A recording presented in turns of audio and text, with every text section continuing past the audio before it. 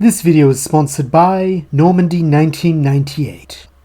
A little over a month has passed since Team 7's mission to the Land of Waves, with them having fallen back into their usual routine of training and doing D-rank missions. During this time, the trio of Genin have all gained a degree more proficiency with their respective specializations, though more importantly, they have truly come together as a squad, rather than three individuals, a skill Itachi has to credit them for achieving on their own, as despite his best efforts, he was never able to do anything of the sort when he was a Genin. To celebrate this, along with their recent hard work, the elder Uchiha decides to treat his students to dinner, though here he does have a slight ulterior motive, as while they are waiting for their food to arrive, he mentions that the Chunin exams are approaching, and that he believes they are ready to take them. Naturally, Naruto and Sasuke are game, playfully bickering about how they're the one better suited for promotion, while across from them, Sakura smiles, stating that she's just as eager as the boys, since thanks to her showing against Suigetsu, she's none of the misgivings she did in canon. Nodding approvingly, Itachi replies that he had a feeling they would agree, and so preemptively entered the three of them, before giving them instructions to meet him bright and early the next morning. Due to Itachi's punctuality honed from a lifetime of Anbu work, where a second could be the difference between success and failure, Team 7 are the first to arrive, with Naruto, Sakura and Sasuke using this opportunity to catch up with their old academy classmates in Team 10 led by Asuma, and Team 8, whose Jonin sensei is surprisingly none other than Tenzo. Eyeing up his old friend and Anbu squadmate, Itachi inquires if Kakashi gave him this assignment too, to which the brunette nods, vowing that his Genin will surely prove superior to Itachi's, as he controls them through fear. He then makes his disconcerting face, though being more than used to it after all the times Tenzo used it on him and Kakashi to try and make them cover his tab, Itachi ignores the other man, placidly replying they will soon know which Genin are most deserving of promotion. While this is happening, one of Tenzo's Genin, Hinata Hyuga, uses this chance to speak with her crush, approaching Team 7 and slyly wishing Sasuke luck, having always admired his kind nature and desired to use his strength to help those less powerful than himself, rather than push them down. Giving her a faint smile, Sasuke politely thanks Hinata for her kind words, for returning the sentiment, though this only makes the pale-eyed girl go bright red and scurry back to her teammates, while Naruto and Sasuke give each other bewildered looks. Finally, the time comes to go inside, with the three rookie teams being shocked at the high number of aspiring Chunin. Factually, Itachi informs his students that this is due to the high failure rate of these exams, though with a boisterous laugh, a man's voice chides that Itachi shouldn't be filling their heads with doubts this early, as it will cloud their youthful vigor. The doors to the examination room then burst open, as the speaker enters with a flying kick, and as he lands, he introduces himself to the Genin as Might Guy, the Leaf's noble green beast. This declaration is followed by applause, as a boy sporting the same bowl cut and green bodysuit as Might Guy enters the room, calling his sensei's entrance marvelous, while behind him stroll a boy and girl, both of whom look rather embarrassed at their teacher's antics. Following Guy's lead, the bowl cut boy then introduces himself as Rock Lee, along with his teammates Tenten and Neji Hyuga, before declaring his intention to fight and beat Sasuke as the strongest new Genin. Curious about the strength of this hot-blood boy, Sasuke nods that he'd be quite happy to spar with him, though in the time it takes him to say so, Lee's focus has already shifted, as he declares that Sakura is the most beautiful girl he's ever seen, and so would like to take her on a date. Looking a little put off by this harmless barrage, Sakura shakes her head, saying she's sorry, but she'll have to pass, while a little way away, Ino lightly teases her best friend to give bushy brows a chance. Thankfully, here Sakura is saved by the bell, or rather the man fond of holding them, as in a puff of smoke appears Kakashi, dressed rather formally due to his presence here today being part of his job as Hokage's aide. In a mild tone, Kakashi welcomes the Genin to the Chunin exams, stating that he will be the one giving them their first round test. He then begins to explain how during war and times of trouble, Chunin will often be entrusted with important non-combat assignments, so today they'll be simulating this by splitting them into multi-team brackets, with each bracket being given a mission. Whichever team does what has to be done first will be guaranteed advancement to the second stage, while those who fail to do so will receive an automatic failing grade. On this dire pronouncement, the teams then allocated a bracket and told to meet their respective senseis for further instruction, with Team 7, along with Teams 8, 10 and Guy all assembling on the roof of the academy building. Here Itachi, Tenzo, Asuma and Guy give them their task. They must paint an X on the exterior of the village gate, though they should be warned, there is also a proctor prowling around acting as an enemy shinobi who will do anything they can to foil them, so they should stay on their guard at all times. The Jonin then each hand their team a different coloured can of paint, for wishing them luck and body flickering away, no doubt to watch and compare notes from a well-positioned hiding spot. Taking this as their cue to begin, the other teams then bolt off, though Sasuke tells his comrades to wait, suggesting they proceed with caution since like Itachi said, there's a proctor out there whose job is to stop them, so rushing headlong into a trap is a surefire way to fail. Curiously, Naruto asks what his buddy proposes, with Sasuke stating that he thinks they should use the formation Itachi taught them for escorting a high-value target, with it being decided that he will take point and scout slightly ahead with his Sharingan, while Naruto will bring up the rear, clear, since as the team member best versed in taijutsu, he'd be most suited for a brawl if the proctor tries to jump them from behind. This leaves Sakura to guard the paint, with her steadfastly promising to do her best, while hoisting the heavy can and forming up between her squad mates. The team then set off, leaping from roof to roof in order to keep a high vantage point, while ensuring they never stray too far from one another, with Sasuke checking both Sakura and Naruto are on the same building as him before he takes the next leap.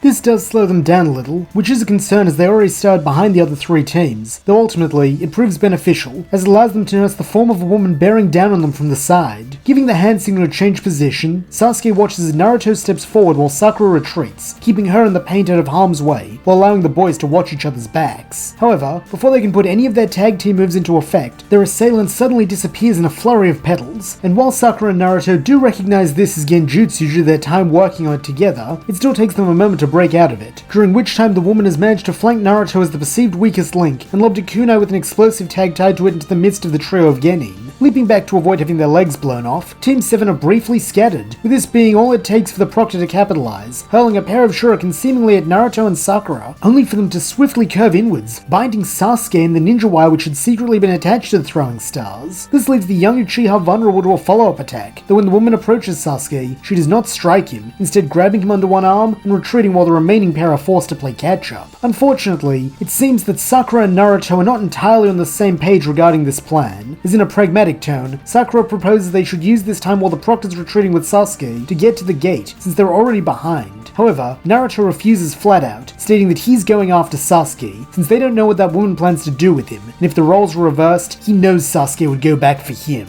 Growling with frustration, Sakura counters that the proctor probably took Sasuke to lead them into a trap, or else test whether they'd follow orders even when things go wrong, warning that if Naruto goes after the assailant, he'll flunk the exam for sure. With a scowl, Naruto simply retorts that he doesn't care, and that he'd rather be a genin forever than a guy who turns his back on a friend in need, declaring that he's going after Sasuke with or without Sakura. He then turns to leave, until his pink-haired teammate stops him, sighing that he's an idiot. But he's right, before redoubling her jumping to catch up with him, while silently apologizing to Itachi sensei for letting him down. Following in the direction their quarry was heading, it does not take them long to surmise that she was trying to lead them to the training fields, and as expected, when Naruto and Sakura arrive, they see Sasuke along with Neji, Shino, and Shikamaru all tied to posts, while the proctor stands waiting. Coldly, she informs them that they're the only ones who are foolish enough to abandon their mission, though the pair retort that some things are more important than missions, with Sakura being surprised by how much she means it. She then joins Naruto in employing a combo, in which she pretends to try and put the woman under a genjutsu, only for it to be shrugged off, with the Jonin chiding that Sakura saw her genjutsu proficiency firsthand, so why would she think she would fall for one used by a genin? Casually, Sakura responds that she didn't, she just wanted the woman's eyes on her, so that Naruto could do this. At these words, a series of puffing noises from above fill the proctor's ears, and as she looks first to the place Naruto had just been, and then skywards, she sees a small army of Naruto clones raining down to dogpile her. Though this is a stopgap measure at best, it allows Sakura to make for Sasuke, cutting the ropes binding him and urging him to come on. However, in a determined voice, Sasuke insists that he'll leave when he's sure Naruto's okay, a statement which earns him a laugh as a male voice taunts that he doesn't know who's a bigger show-off, Sasuke or Naruto. The speaker then reveals himself to be none other than Kiba, as he and Akamaru leap through the tree lines, followed closely by Lee, Hinata, Choji, Tenten, and Ino, all of whom have seemingly decided to rescue their friends rather than fulfill their orders. The reinforcements then join Naruto in rushing the woman, while Sakura and Sasuke repay their help by freeing the other hostages, until finally it is 12 against 1, with the group feeling entirely united, despite their status as competitors. However, it is at this point that the woman surrenders, identifying herself as Kurenai Yui, and stating that they all passed the first stage of the Chunin exams. She then apologizes for the rough treatment, explaining that it was on Kakashi's orders that the proctors capture a member from each team, as that was the real test, whether or not their teammates would come for them in spite of what their orders were. Huffing, Tenten calls this irresponsible, since the shinobi ought to be loyal to the mission, while Sasuke, who has met Kakashi through his friendship with Itachi, calls this very like him, hiding the real test within a fake test, while never actually lying about what they had to do. Looking baffled, Kiba asks what Sasuke means, though it is Shikamaru who responds, agreeing that he thought there was something weird about Kakashi's phrasing. He never said that completing the mission was what earned a passing grade, nor did he say that only one team per bracket could advance. What he actually said is that the team who did what had to be done first would advance immediately, while those who failed to do so would fail the exam, with him leaving it up to their own assumptions to fill in the blanks and create misunderstanding. How very sly of him.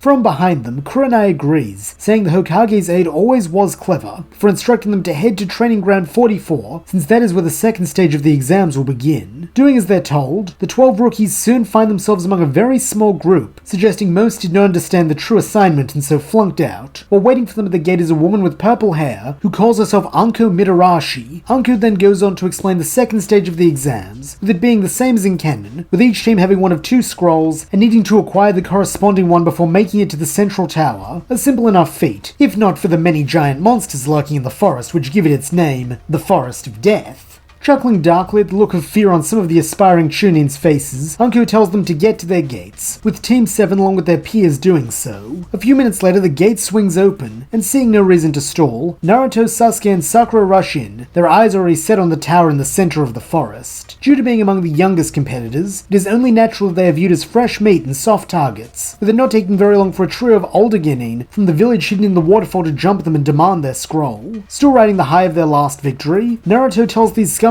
to come and get it if they think they can, causing the elder trio to quickly grow enraged and lunge at him, though stepping in front, Sakura does not hesitate to blow cherry blossoms in their face, with this allowing her to put them all into a paralyzing genjutsu at once. Now that their foes are vulnerable, it is a piece of cake for Sasuke to swipe their scroll, while Naruto cheekily pulls down their pants so that when they come out of the genjutsu and resume their lunge, they'll trip. Reconvening, the three members of Team 7 briefly share a look, wondering if maybe Itachi's strict Anbu-style training has made them overqualified for this, with Sasuke admitting that his brother's frame of reference for how strong they needed to be may not be the best, considering he had to take his Chunin exams alone. So if he thought they were ready, it might have actually meant they were each ready to pass on their own, making this a rather unfair competition for their rivals. Nonetheless, this is hardly the time to be worrying about such things, as with Sasuke having confirmed that the scroll they took from the Waterfall Ninja is the counterpart to their own, their attention quickly shifts to making it to the tower as quickly as possible. Surprisingly, their means to do so comes from a most unexpected place, as while traveling on foot, they soon find themselves being attacked by a giant centipede, evidently intent on making them its dinner. Now it is Sasuke and Sakura's turn to show some teamwork, as Sakura begins their combo by using a startling genjutsu on the centipede to befuddle it, so that Sasuke can activate his Sharingan and put it under a more powerful genjutsu, only accessible to those blessed with the copy wheel eyes. In an instant, Sharingans are reflected in the insect's eyes, and as Sasuke approaches it, it is completely docile, allowing him to mount it and beckon for his teammates to do likewise. Thanks to their wriggly new steed, Team 7 are able to make excellent time, while also dissuading any who might be thinking of making the Waterfall Genin's mistake of underestimating them. Though it is not an overly comfortable ride, it is a fast one, as this is the centipede's element, allowing it to traverse the forest far faster than any human could. As a result, they're the first to arrive at the tower with both scrolls, breaking Itachi's record of 5 hours and 37 minutes by an hour and a half, a feat which impresses everyone, most of all their sensei, even if the kids modestly protest that they had the advantage of allies, and that alone they probably would still have been slower than him. All the same, Itachi is immensely proud of all three of his students, praising that with their teamwork, he has every confidence there will come a day when they surpass him. Since there are still several more days before this leg of the exam is set to conclude, Team 7 enjoys some much-needed R&R after this, with Itachi feeling they've earned it, though before they all go their separate ways, he gives his Genin squad a warning. Next week will mark the start of their month of training for the Chunin exam finals, so they had best rest up while they can, since in order to survive the final stage, they will need to train harder than they ever have before.